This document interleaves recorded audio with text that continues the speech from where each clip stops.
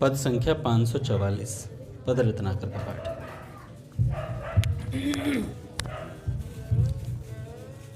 परम पूज्य श्री भाई जी बाबा की, प्रेम से बोलिए श्री भाई जी बाबा की, श्री भाई जी बाबा की जय हो।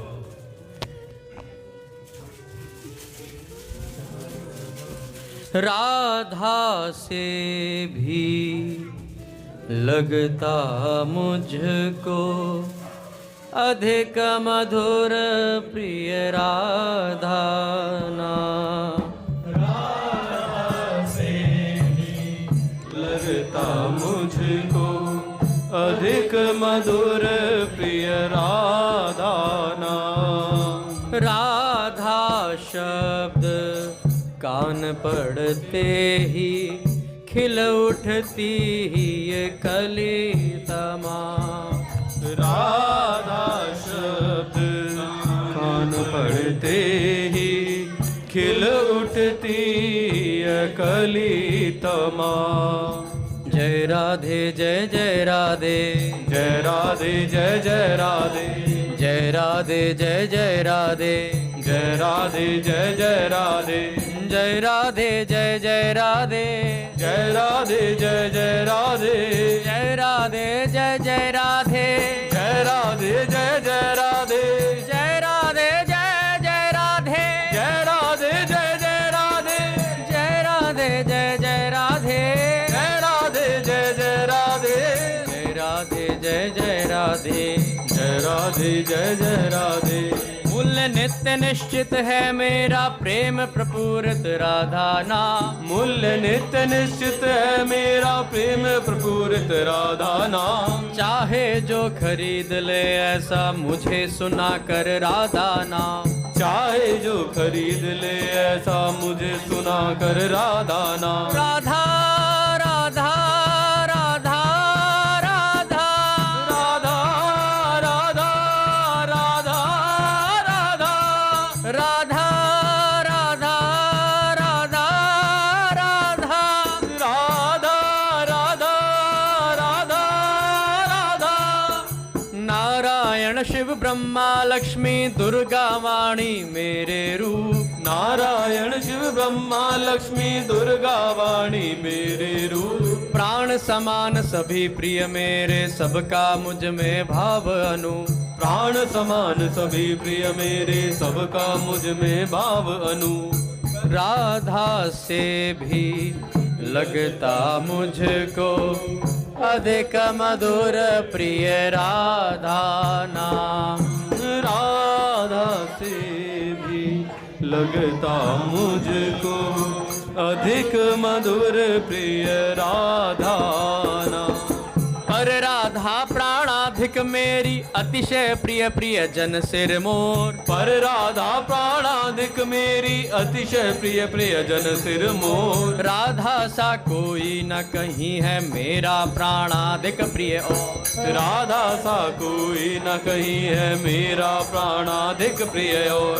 अन्य सभी ये देव देवियां बसती है नित मेरे पास। अन्य सभी ये देव देवियां बसती है नित मेरे पास। प्रिया राधिका का है मेरे वक्षस्थल पर नित्य निवास। प्रिया राधिका का है मेरे वक्षस्थल पर नित्य निवास। जय राधे जय जय राधे, जय राधे जय जय राधे, जय राधे जय जय राधे, जय राधे जय जय राधे, जय राधे जय जय राधे, जय राधे जय जय राधे, जय राधे जय जय राधे, जय राधे जय जय राधे, जय राधे जय जय राधे, जय राधे जय जय राधे। जिव्या के मम अग्रभाग पर रहे विराजित राधा नाम। जिव्या के मम अग्रभाग पर रहे विराजित राधा नाम। राधा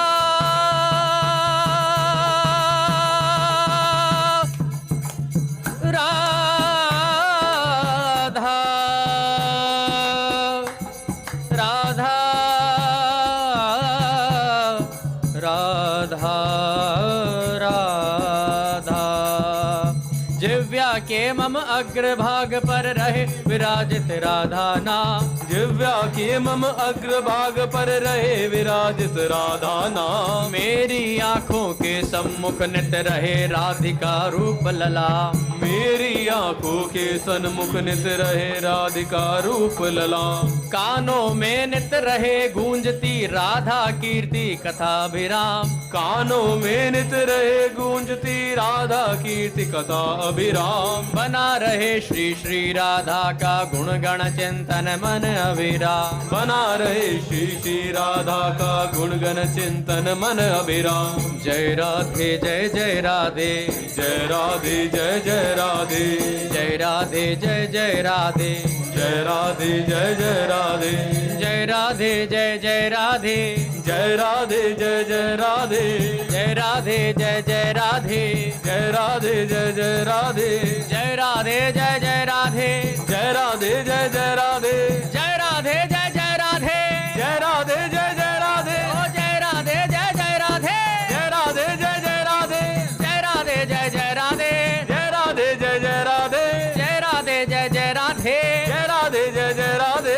जय राधे जय जय राधे। जय राधे जय जय राधे। जय राधे जय जय राधे। जय राधे जय जय राधे। ओ जय राधे जय जय राधे। जय राधे जय जय राधे। जय राधे जय जय राधे। जय राधे जय जय राधे। जय राधे जय जय राधे। जय राधे जय जय राधे। राधा राधा राधा राधा राधा राधा राधा राधा। राधा राधा राधा राधा राधा राधा राधा राधा। राधा राधा राधा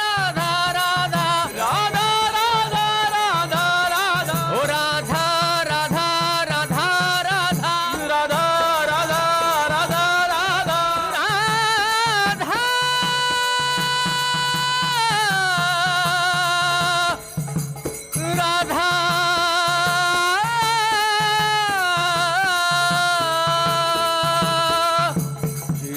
माधव युगल सरकार की।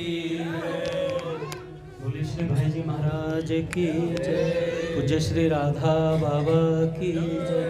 पूज्या मैया की जय। अपने प्यारे भैया की जय। पूज्य दादा की जय। भक्तवत्सल भगवान की जय। हरि बोल। बड़े सौभाग्य का क्षण है कि आज भी हमें सत्संग और कीर्तन का परम लाभ प्राप्त हो रहा है। पहले कुछ संतों के विचार, उसके बाद पूज्य भाई जी बाबा के संस्मरण। पूज्य श्री प्रेमानंद जी महाराज से एक साधक ने प्रश्न किया,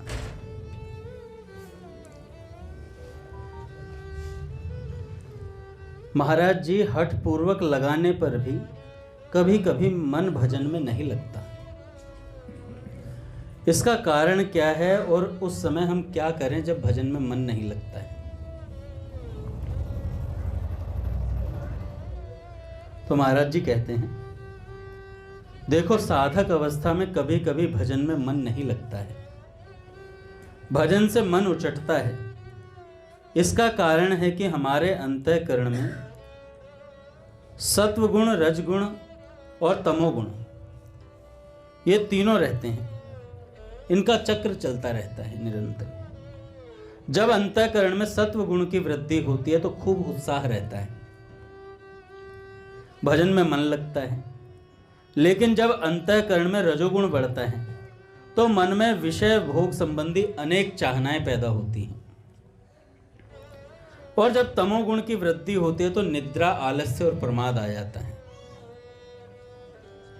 उस समय साधक को घबराना नहीं चाहिए। अंतःकरण में जैसी भी वृत्ति आ रही है उस वृत्ति को आदर न देते हुए साधक को हठ करके भजन करते रहना चाहिए। श्री हित ध्रुवदास जी महाराज कहते हैं, कबहू तो थोड़ो भजन, कबहू हो तो विशाल। कभी तो थोड़ा भजन होता है, कभी बहुत अच्छा होता है।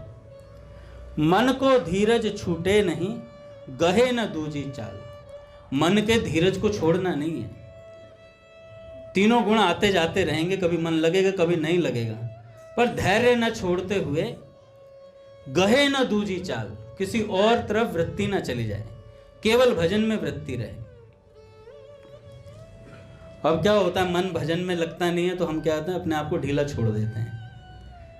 ठीक है, ये तो यूं ही चलेगी, एक शब्द आता है, ये तो यूं ही चलेगी।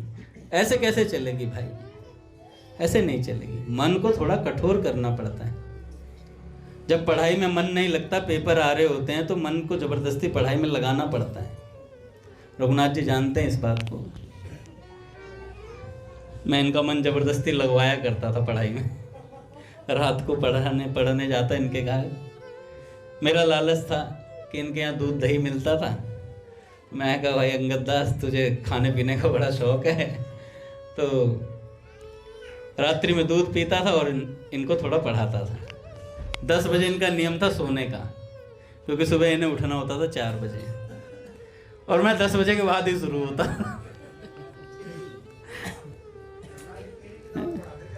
रघुनाथ जी ने कुछ और पढ़ा दिया मुझे। फिर मैं कहा ये पढ़े नहीं पढ़े, मैं पढ़ जाऊंगा अब। देखो, भक्तों का ही सबसे पहला अनुग्रह होता है किसी साधक पर। सबसे पहला भक्त कृपा होती है। भक्त भक्ति भगवंत गुरु चतुर नाम बहुएक। सबसे पहले भक्त आते हैं। भक्त मिलेंगे तो हम भक्ति से जुड़ पाएंगे भैया, फिर भगवंत से, और फिर गुरु मिलते हैं। देखो, भगवान से भी आगे ऊपर गुरु हैं। सबसे लास्ट में गुरु की प्राप्ति। गुरु मिलना बड़ा कठिन होता है।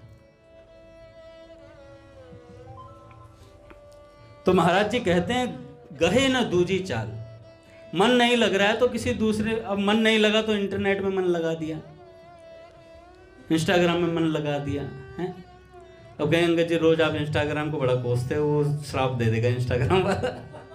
अरे वो तो खुद शापित है बेचारा, घूम रहा है। तो गहे न दूजी चाल। अगर मन नहीं लग रहा तो दूसरी तरफ नहीं जाना है अपने को, जबरदस्ती मन को खींच कर लाना है। नहीं हो सके तो कोई बात नहीं, कोई भजन सुन लो, कोई कथा सुन लो। नई कथा सुनी जा रही तो सो जाओ। स्वामी राम सुखदास जी महाराज ने कहा, अगर नहीं मन लग रहा है भजन में तो सो जा, क्योंकि जब सो के उठेगा तो दोबारा उत्साहित होगा। लेकिन अगर जगा रहेगा तो विषयों में मन जाएगा तेरा, कुछ गलत क्रिया कर बैठेगा। इससे अच्छा सो जाओ। अब कहेगा हमारा तो लगता ही नहीं, हम तो सोते ही हैं पूरे दिन। हमारा लगता ही नहीं, हम तो सोते ही हैं पूरे दिन। तो ऐसों के लिए भी एक और सत्संग है, वो भी सुनाऊंगा स्वामी जी का। कभी कभी भजन में मन बहुत लगता है और कभी बिल्कुल नहीं लगता। जब भजन में मन ना लगे तो बिना मन लगे जबरदस्ती भजन करो। इससे जो गुणों का प्रवाह है वह तुम्हें परास्त नहीं कर पाएगा। और यदि मन भजन में नहीं लग रहा और तुमने भजन छोड़ दिया तो जहां वो मन गुणों के प्रवाह में फंसा था वह तुम्हें कहीं ना कहीं असत चिंतन या गलत चेष्टा करवा देगा। इसलिए साधक को सावधान रहना चाहिए। श्री हित आचार्य चरण कहते हैं, सदा डरते रहो कोई रजोगुण तमोगुण आदि की फिसलन ये हमको फिसलाकर कहीं प्रभु से विमुख न कर दे। जिनका नाम तीनों लोगों का मंगल करने वाला है, ऐसे प्रभु के चरणों का सदैव चिंतन करते रहना चाहिए। रजोगुण तमोगुण को समय नहीं देना चाहिए। हमारा मन लगे या ना लगे, हमें मन की बात ना मानकर एक क्षण भी भजन नहीं छोड़ना चाहिए। एक संत ने तो कहा जबरदस्ती नाम लेना शुरू कर दे, राधा राधा राधा राधा राधा राधा, राम राम राम राम राम राम राम राम। मन नहीं लग रहा, राम राम राम राम राम राम। मन नहीं लग रहा, राम राम राम राम राम। मन नहीं लग रहा, राम राम राम राम राम राम राम राम राम राम राम। मन नहीं लग रहा, राम। जबरदस्ती मन नहीं लग रहा, राम लगेगा। कैसे नहीं लगेगा?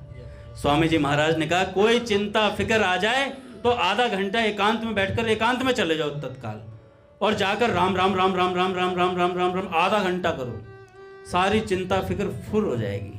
ये स्वामी राम सुखदास जी महाराज की कई बातें।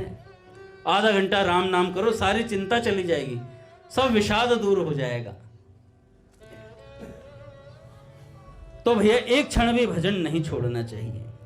यदि भजन छोड़ा तो अंतःकरण में दुर्वासनाएं साधक की बड़ी हानि कर देती हैं। इसलिए साधक को कभी भी मन के अनुसार नहीं चलना चाहिए, अन्यथा वह मनमुखी हो जाएगा।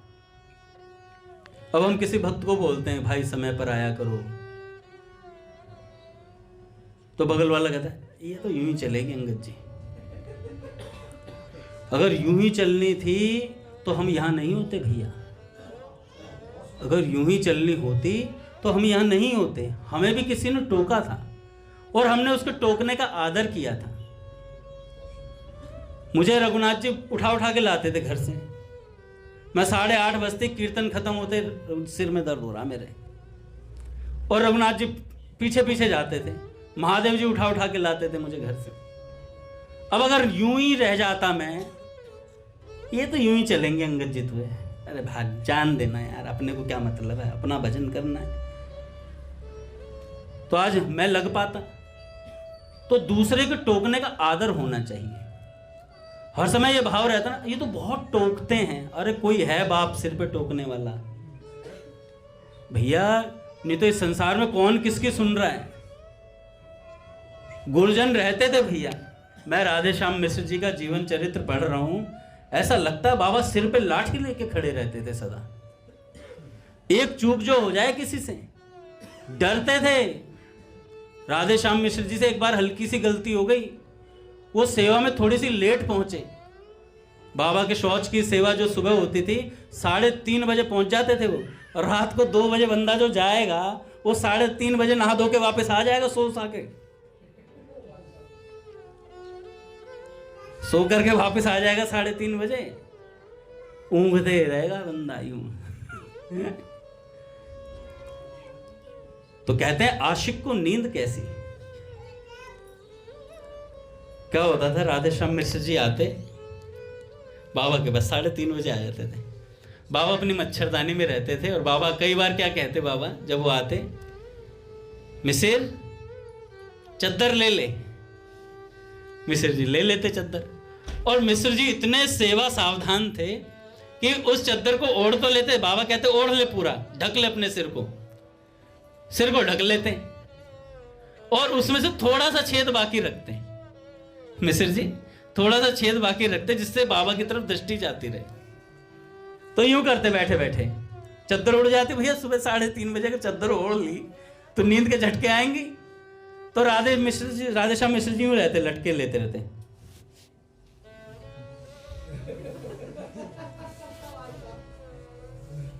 यूं देखते रहते झांक झांक के थोड़ा सा कि बाबा क्या कर रहे हैं। पर बाबा जानते थे। कोई पूछता ना, बाबा ये मिश्र जी आपके पास 3:30 बजे आके क्या करते हैं, तो बाबा कहते मेरा माथा खाता है, मेरा माथा खाता है। पर भैया बड़ा विलक्षण भाव था। गुरु अपने चेले को निखार लेते हैं भैया, तो जबरदस्ती भजन में लगना पड़ता है। भगवान ने गीता जी में कहा है, काम कारतः, एक शब्द लिया, माने जो शास्त्र विधि को छोड़कर मन माने ढंग से चलते हैं उनको सुख सिद्धि और परागति की प्राप्ति कभी नहीं हो सकती। इसलिए शास्त्र और सद्गुरु की अधीनता स्वीकार करके ही आज्ञा के अनुसार चलना चाहिए। एक साधक ने कहा, महाराज मैं तो गृहस्थ हूं, कैसे भजन करूं। ये बहुत बहाना है। भजन में गृहस्थ कोई परेशानी नहीं दे सकता अगर आप भगवान की तरफ जा रहे हैं तो। गृहस्थी में रहकर यदि आप माता पिता स्त्री पुत्र आदि की सेवा भी करें तो उनमें भगवत भावना से करें। व्यापार नौकरी जो भी करें प्रभु की पुष्टता के लिए करें कि संपूर्ण सृष्टि भगवान की ही है। सब मम प्रिय सब मम उपजाए, रामचरितमानस में आता है। सारे मेरे प्रिय हैं, सारे मेरे उपजाए हुए हैं भैया। महाराष्ट्र में एक भक्त हुए पुंडरीक जी, उन्होंने भगवत भाव से केवल माता पिता की सेवा की, तो ठाकुर जी आज भी पंढरपुर में उनका यश प्रकट करते हुए खड़े हैं। पुंडरीक जी को दर्शन देने आए, पुंडरीक जी ने ईंट फेंकी बाहर, लो प्रभु खड़े होने के लिए स्थान दे रहा हूं, इस ईंट पे खड़े हो जाओ। क्या विलक्षण भाव रहता है भक्तों का यार। विट्ठल भगवान उन्हीं की सेवा से रीझ करके आए थे। विट्ठल भगवान, इसलिए यदि कोई माँ बाप की सेवा करे तो भगवत भावना से युक्त होकर के करे। नौकरी व्यापार जो कुछ भी करे भगवत पुष्टता के लिए, कि हम भगवत स्वरूप माँ बाप या स्त्री पुत्र आदि के पालन पोषण और अतिथि संत भक्त आदि की सेवा के लिए व्यापार कर रहे हैं। भगवत संबंध जुड़ जाने के कारण वह सब गृहस्थी के कार्य भजन ही हैं। कुछ बातों की सावधानी रखें पर खान पीन सात्विक हो, ऐसे लोगों का संग ना हो जो बहुत ज्यादा बहिर्मुखी हो, धर्म विरुद्ध आचरण ना करें। इस तरह से कोई गृहस्थ में रहकर चले तो भैया उसका जीवन भजन में ही है। भगवान कहते हैं श्रीमद् भागवत में, जो गृहस्थ आश्रम में रहकर कुशल कर्म करते हुए भगवान की मंगलमयी कथा वार्ता में समय बिताते हैं। देखो कितनी सुंदर बात कहते हैं श्रीमद् भागवत में, जो गृहस्थ आश्रम में रहकर कुशल कर्म करते हुए प्रभु की मंगलमयी कथा वार्ता में समय बिताते हैं, उनके लिए गृहस्थ जीवन बंधनकारी नहीं होता, मुक्तिकारी होता है। अरे जब एक चक्रवर्ती सम्राट गृहस्थ में रहकर भजन कर सकता है तो हम तो कुछ भी नहीं है, हमारा तो एक चक्र भी नहीं है।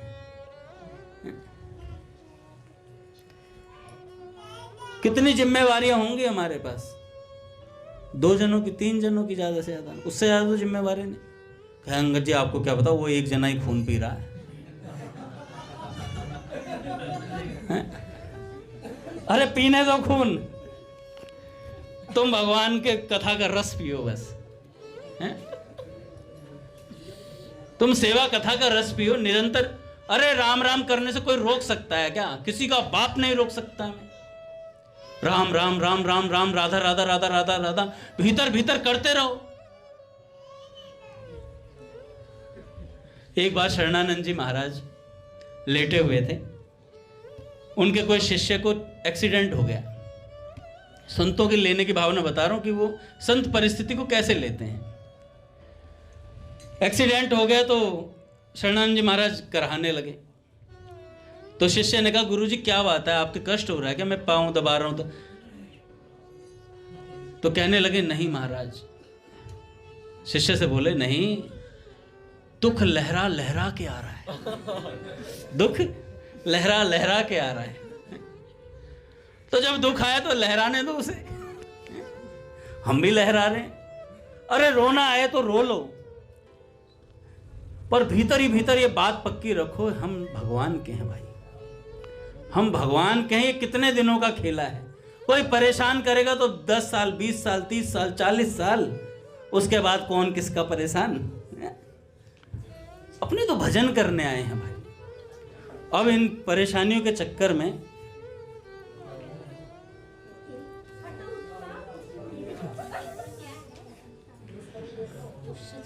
बोलिए भक्तवत्सल भगवान की जय। श्री राम जय राम, जय जय राम, जय जय राम। श्री राम जय राम, जय जय राम।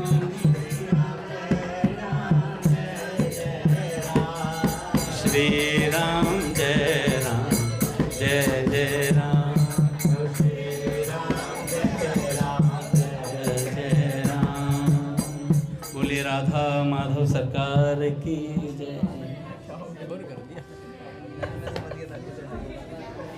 देखो भैया, कान खजूरा आ गया था। कह रहा सत्संग में कान नहीं लगाओगे तो तुम्हारे कानों को खुजा डालूंगा।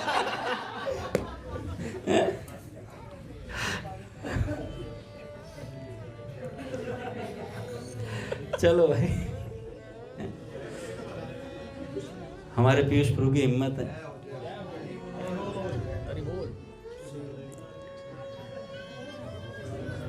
ऐसे कान खजूरों को सत्संगी व्यक्ति ऐसे उठा के ले जाता है, क्यों फेंक है। ध्यान रखना पीयूष प्रभु। तो कहाँ थे हम?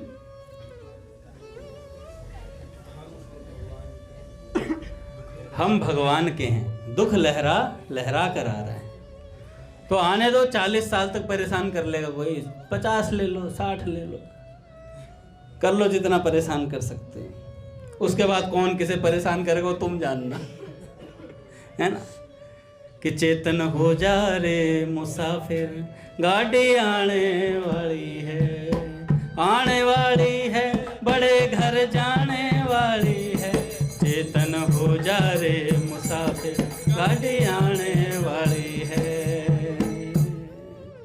जब गाड़ी आ जाएगी और हमने भजन किया होगा तो उस गाड़ी में बैठकर जाएंगे, और जैसे ही जाएंगे तो स्वामी जी महाराज कहते हैं कि वहां पहुंचते ही जब भगवान के धाम पहुंचेंगे तो सब भक्त जन संत जन वहां ताली बजाएंगे, हैं? बड़े घर ताली बाजी रे, बड़े घर ताली बाजी रे। तालियां बजेंगे हमारे लिए, मेरा प्यारा मेरे पास आ गया, हैं? भजन करके जिस काम के लिए भेजा था वो काम करके मेरे पास आ गया। तो भैया हमारे पास तो इतनी जिम्मेवारियां भी नहीं, 2-3 जने हैं बस, उससे ज्यादा जने भी नहीं, राजा हम हैं नहीं, हो सकते भी नहीं, और जरूरत भी नहीं है।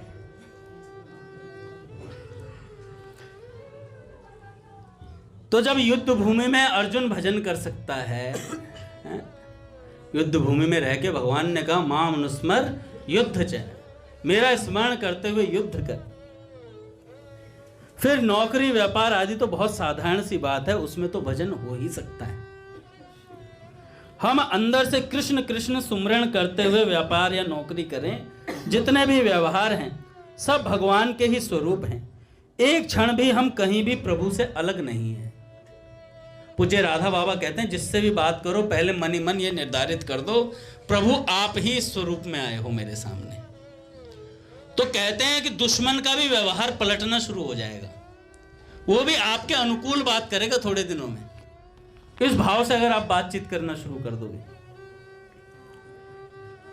हम अंदर से कृष्ण कृष्ण सुमिरन करते हुए व्यापार या नौकरी करें, जितने भी व्यवहार हैं सब भगवान के स्वरूप हैं। जैसे हम कहीं भी रहें, जीने के लिए सांस लेते हैं, ऐसे ही हमारे जीवन का आधार प्रभु बन जाए। हम उनको भूल जाते हैं, बस यही गलती हो जाती है, भूल नहीं करनी है। हमने अलग अलग चीजों को स्वीकार कर लिया है, इसको सत्य मान लिया है, प्रभु को भूल गए हैं, संसार को सत्य मानकर भगवान को भूल गए हैं। प्रभु से अलग जो सत्ता मान ली है वही बंधन कारक है। यदि हम सारी क्रियाएं सारे बंधन भगवान से जोड़ दें तो गृहस्थ में रहकर भी सिद्ध हो जाएंगे, गृहस्थ में रहकर भी सिद्ध हो जाएंगे।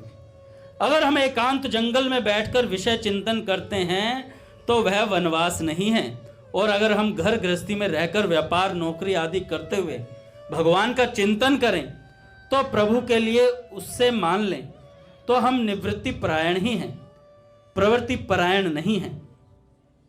अतः केवल हमें अखंड चिंतन करना और इससे भगवत प्राप्ति होती है।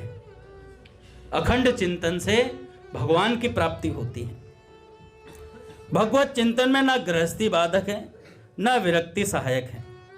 गोपियां कोई सन्यासी या वैरागिनी नहीं थी, गोपियां कोई सन्यासी या वैरागिनी नहीं थी भैया। लेकिन कौन ऐसा सन्यासी या विरक्त है जो गोपियों की चरण धूलि नहीं लेना चाहता।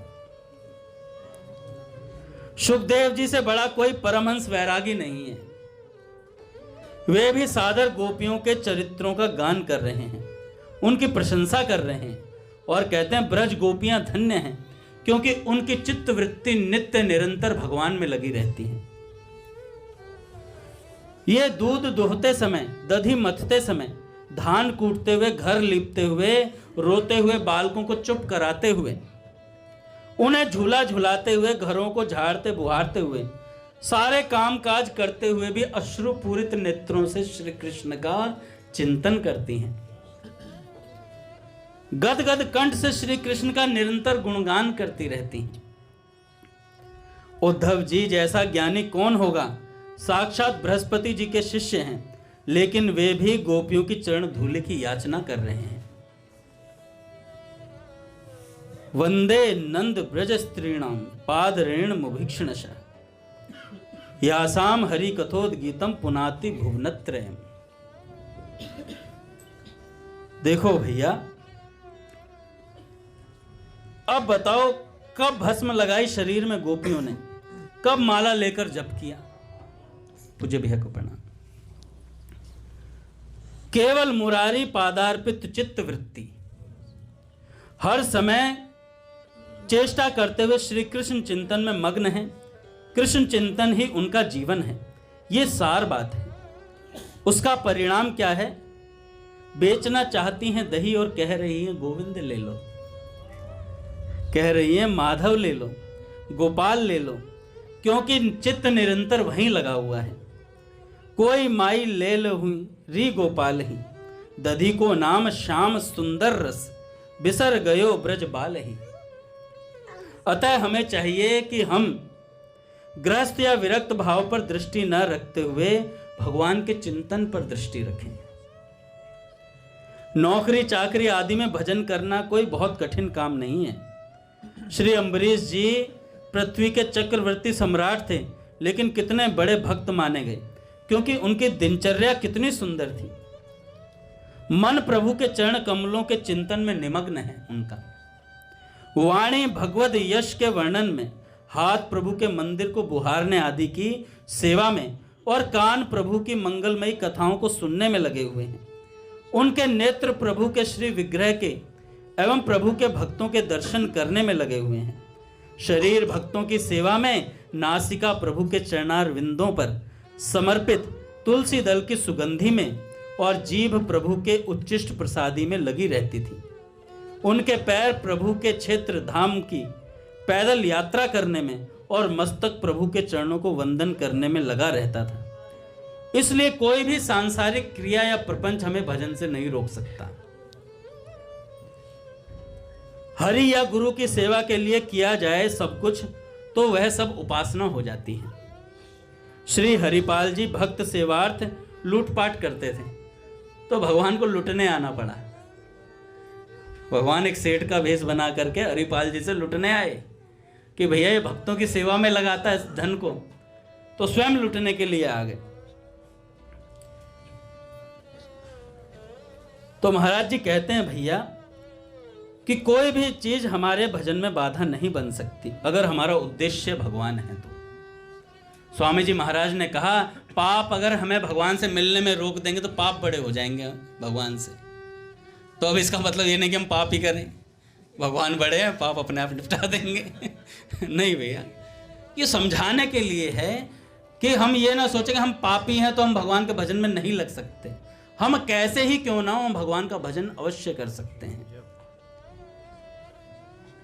श्री गोविंद स्वामी जी जब आतरी गांव से इधर आए और गोसाई जी की शरण में पहुंचे,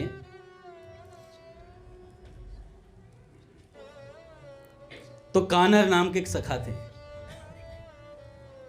सुपच बालक थे, और भगवान उसके साथ खेलते थे। भगवान का बड़ा मन रहता था। गोविंद स्वामी नहा धो के पहुंचते, एक बार जा रहे थे तो देखा कान्हर सखा के साथ भगवान खेल रहे हैं। तो भगवान ने कान्हर सखा से कहा, तू दूर चला जा मेरे से, फटाफट जा, गोविंद स्वामी देख लेगा, वो आ रहा है। गोविंद स्वामी नहा धो गया, उन्होंने देख तो लिया ही था, वो भी सीधे चले गए। आज बताऊं, गोसाई जी से शिकायत करूंगा।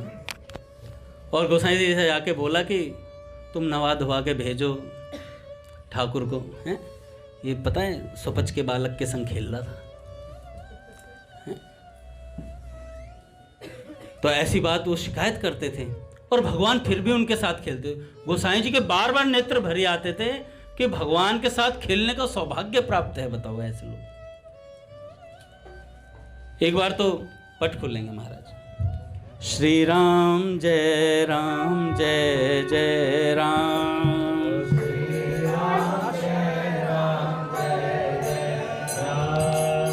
श्री राम जय राम जय जय राम,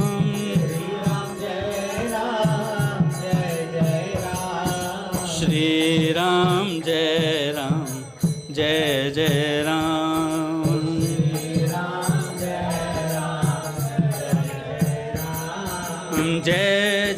जय श्यामा जय जय श्याम, जय जय श्यामा जय जय श्याम, जय जय श्री वृंदावन धाम, जय जय श्री वृंदावन धाम, जय जय श्री वृंदावन धाम।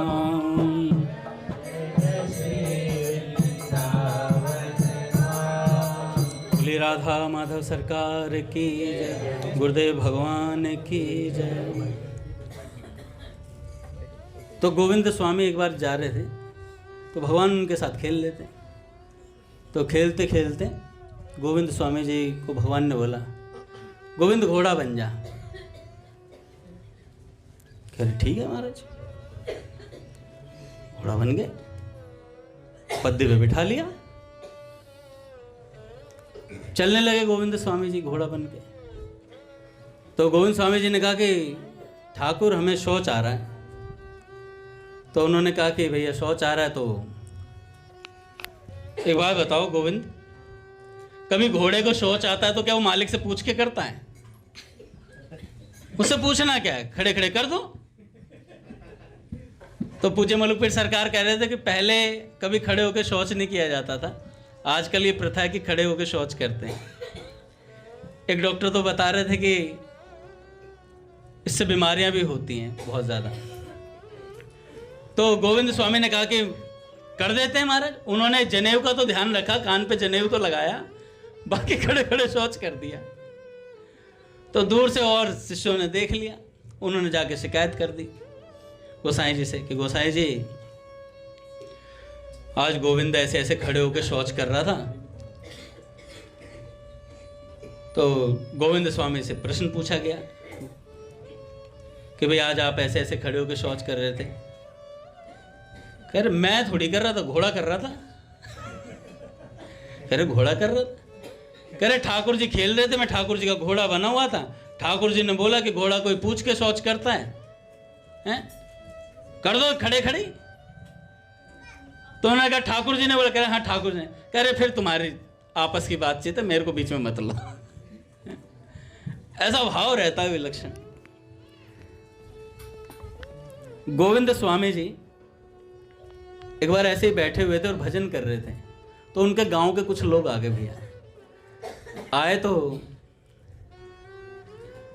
देखो इनमें हम सोचते हैं कि भैया भगवान के साथ खेलते थे तो भजन नहीं करते होंगे। अरे खूब भजन करते थे तभी तो खेलते हैं, तभी तो चित्त वृत्ति उनसे हटती ही नहीं है। इससे बड़ा कौन सा भजन है?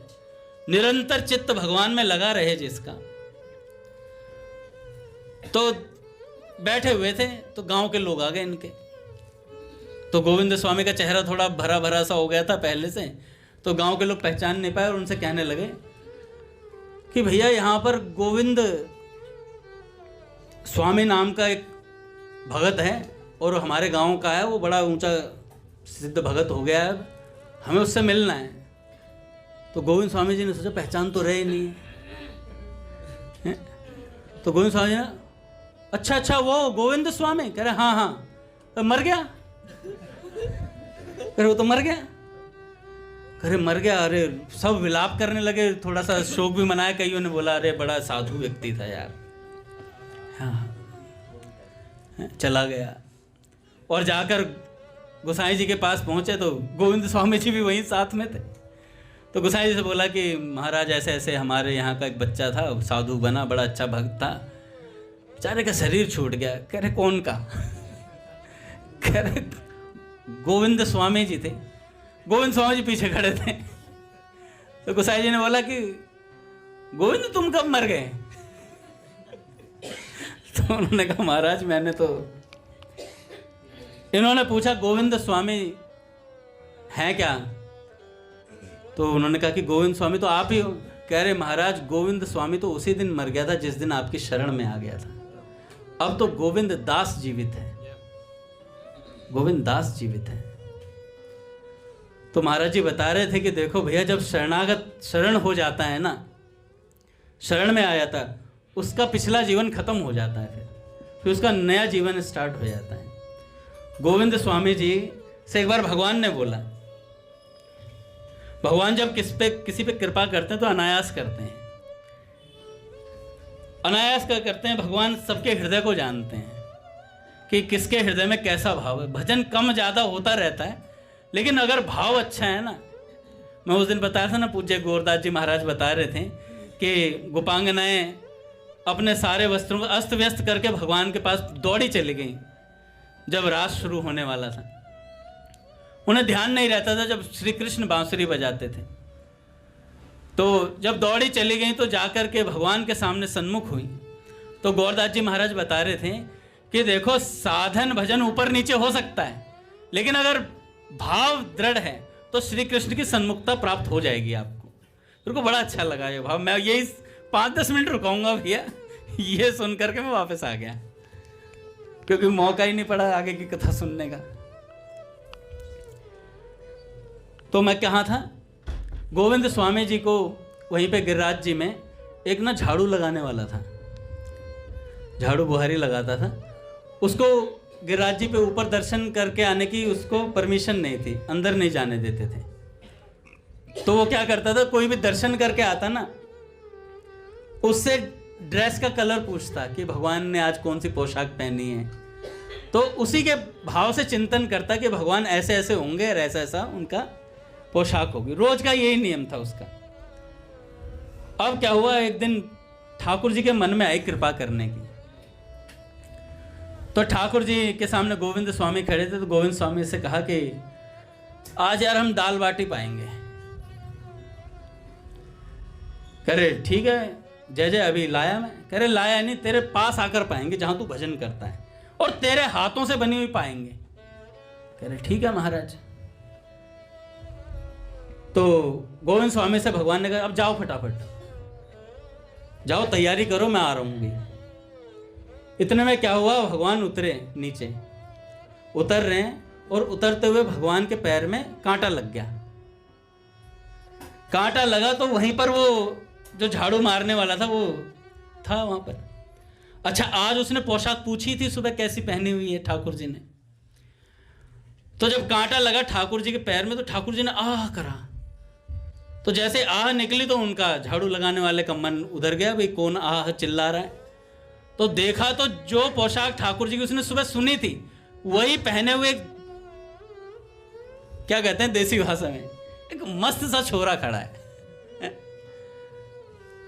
और उसको देख करके उनका मन मोहित हो गया, यार इतना सुंदर लड़का भी कोई हो सकता है क्या, साक्षात ठाकुर जी लग रहे हैं।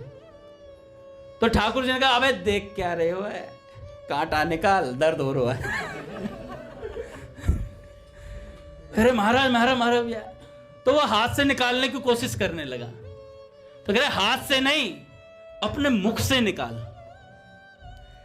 अपने मुख से निकाल। और महाराज उसने मुख किया और मुख से अपने दांतों से वो कांटा निकाला। क्या अद्भुत दृश्य है।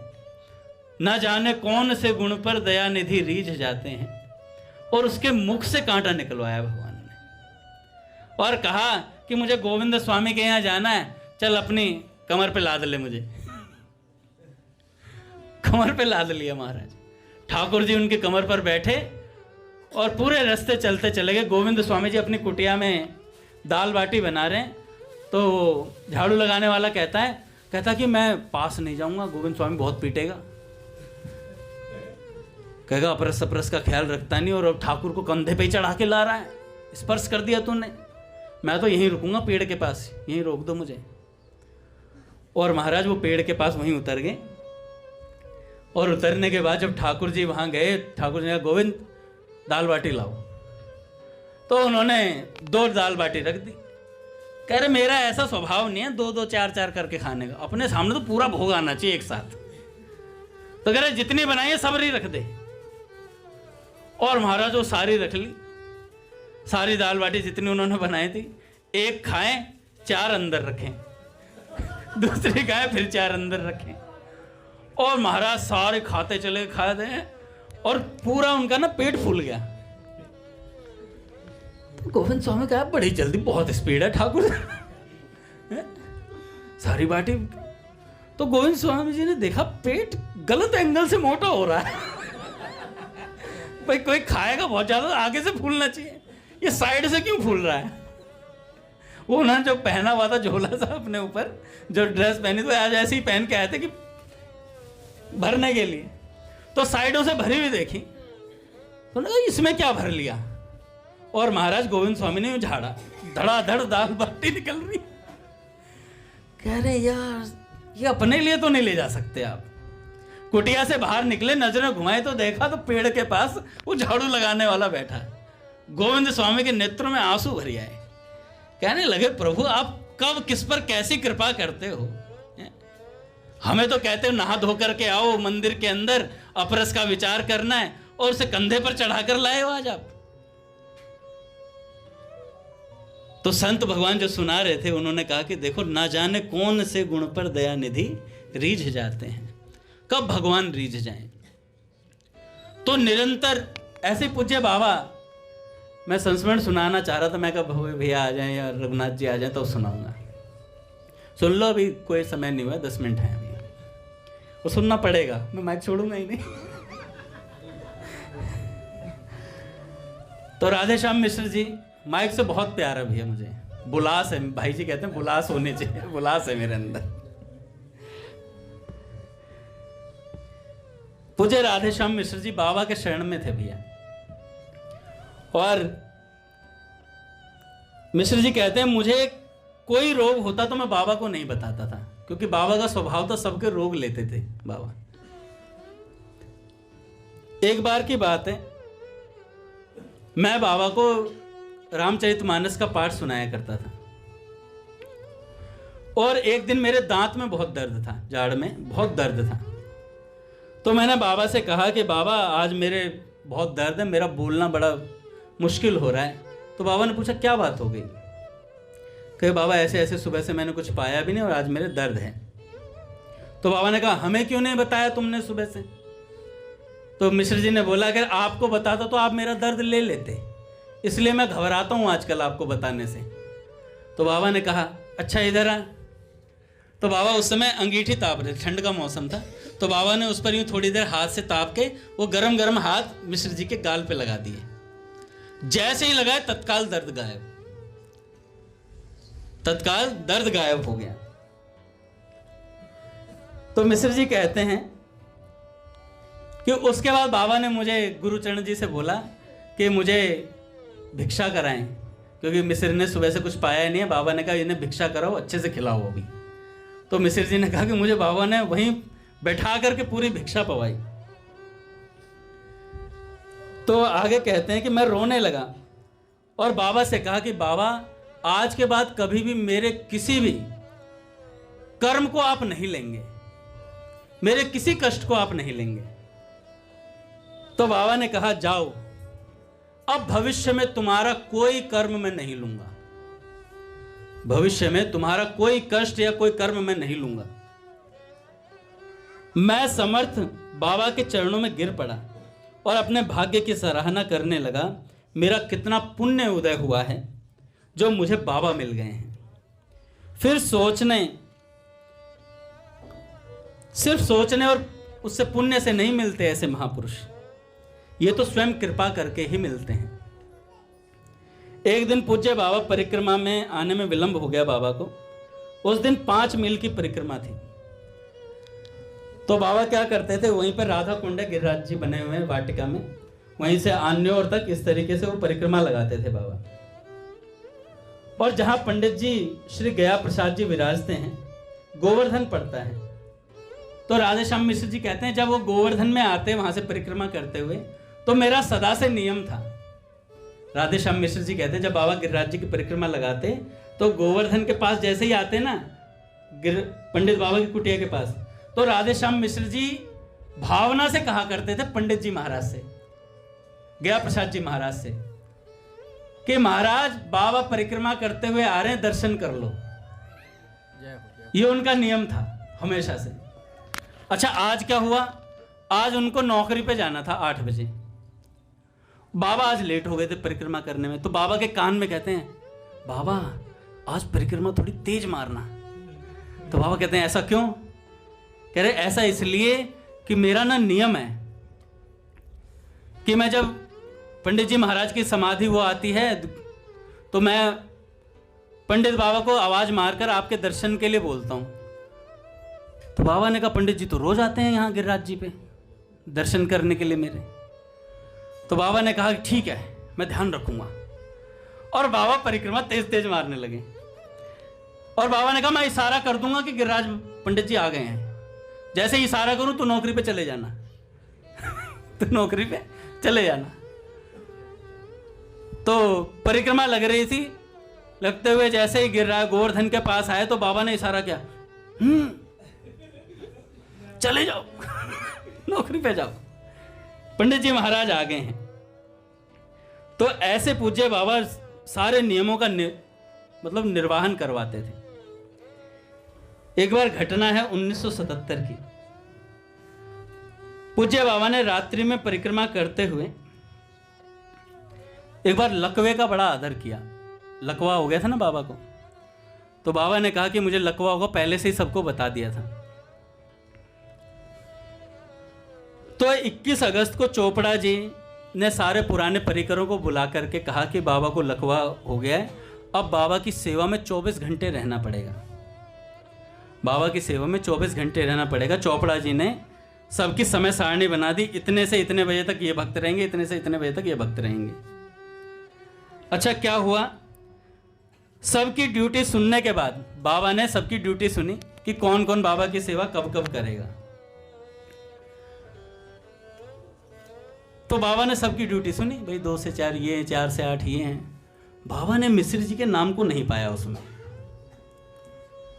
मिश्र जी के नाम को नहीं पाया। तो बाबा ने पूछा और मेरी ओर दृष्टिपात किया, तो मेरी आंखों से आंसू बह रहे थे। मिश्र जी कहते हैं मेरी आंखों से आंसू बह रहे थे। बाबा ने कहा मिश्र तुम्हारी ड्यूटी मेरे पास 24 घंटे रहेगी, तुम्हारी ड्यूटी मेरे पास 24 घंटे रहेगी, जब चाहो तब मेरी सेवा करोगे तुम, आज से तुम्हारा घर जाना बंद। बाबा ने कहते तुम्हारा घर जाना बंद, अब यहीं सोओगे यहीं खाओगे। उसी दिन से घर पर सोना बंद हो गया, मैं वहीं रात्रि में रहने लगा। 2 दिन तक सेवक गण सेवा करते रहे। कई लोग जोशीले होते हैं, सेवा में नाम लिखवा देते हैं पर फिर वो आ नहीं पाते हैं, तो बाबा ने ऐसी व्यवस्था पहले से ही कर ली थी। तो एक का नियम था 4 से 6 का, किसी को सेवा मिली होगी। और 4 से 6 में कुंभकर्ण वाली नींद होती है। 4 से 6 की नींद सबको ही प्यारी लगती है। नींद तो वैसे किसी भी टाइम की हो सभी प्यारी लगती है कभी सुला लो, आनी चाहिए बस नींद। तो जो सेवक थे जिनकी 4 से 6 की ड्यूटी थी, उनकी सेवा में कुछ दिक्कत आई, तो उन्होंने मिश्र जी से कहा क्या आप मेरा नियम निभा देंगे। तो मिश्र जी कह रहे मैं तो निभाई, मैं तो यही हूं, मैं तो यही हूं। तो मिश्र जी ने वो ड्यूटी संभाल ली उनकी, क्योंकि मिश्र जी को स्वभाव भी था, क्योंकि वो 3:30 बजे पहले से ही आते थे। बाबा के नित्य कर्म की सारी क्रिया वो जानते थे, कैसे कैसे सेवा होगी, तो सारी सेवा बाबा की करते ही थे वो। तो अब 4 से 6 की तो उन्होंने बोली, और वो अपनी 4 से 8 तक की करके जाते थे, पूरी 4 से 8 तक की कर देते। उसके बाद बाबा के पास ही रहते, फिर दूसरा सेवक आ जाता। तो कहते हैं मिश्र जी मुझे बिना मांगे सेवा मिल गई, और ये सेवा बाबा के अंतिम क्षण तक निभाता रहा। मैं ये सेवा बाबा के अंतिम क्षण तक निभाता रहा। एक बार क्या हुआ, जब मैं बाबा की सेवा में नियम से प्रातः 4 बजे रहने लगा, तो वाटिका में सोने लगा। तब बाबा ने मुझसे रोज पहले मुझे विष्णु सहस्त्रनाम पढ़ना सिखाया, गीता जी का पाठ करना सिखाया बाबा ने, और उसके बाद नित्य मुझसे सुनते थे, नित्य मुझसे सुनते थे। और उसके साथ साथ रोज भक्तमाल सुनते मुझसे, रोज भक्त चरित्र सुनते, भक्त गाथा सुनते तथा अनेक पुस्तकें सुना करते। मेरा यह नियम अंतिम क्षण तक चलता रहा बाबा के साथ। जब से बाबा ने अपनाया तब से जीवन में इतनी निर्भयता, इतनी निश्चिंतता आ गई कि मैं सदा मस्त रहता, सदा कर कमल की छाया अपने ऊपर अनुभव करता। चिंता तो मानो भाग गई थी कहीं। इसी बीच क्या हुआ, मेरी माँ गांव से आई तो उसको कुछ रोग हो गया। तो बाबा ने क्या किया, बाबा ने कहा कि मिसिर तुम चिंता मत करना पैसों की, माँ का इलाज अच्छे से होना चाहिए, यह सिर्फ तुम्हारी माँ नहीं है मेरी भी माँ है, ऐसा बोला। और बाबा ने कहा चिंता मत करना पैसों की, अच्छे से अस्पताल में इलाज कराओ। अस्पताल में इलाज शुरू हो गया महाराज। एक दिन बाबा ने पूछा माँ की सेवा में कितने रुपए लगे मिसिर? तो मिसिर जी ने कहा और कहा कि राम स्नेही जी से मैं आपको पैसे दिलवा देता हूं जितने रुपए लगे, क्योंकि वो मेरी भी मां है, ऐसा बाबा ने कहा। मिसिर जी कहते हैं वाह रे मेरे बाबा राम, वाह रे मेरे सदगुरुदेव, मेरे मन को ऐसा फेर दिया कि मैंने बाबा से पैसा लेना स्वीकार ही नहीं किया। कह रहे मेरे पास बिल्कुल पैसे नहीं थे, ऐसी मेरी हालत थी, राधे श्याम मिश्र जी कहते हैं, और मैंने बाबा से पैसा भी नहीं लिया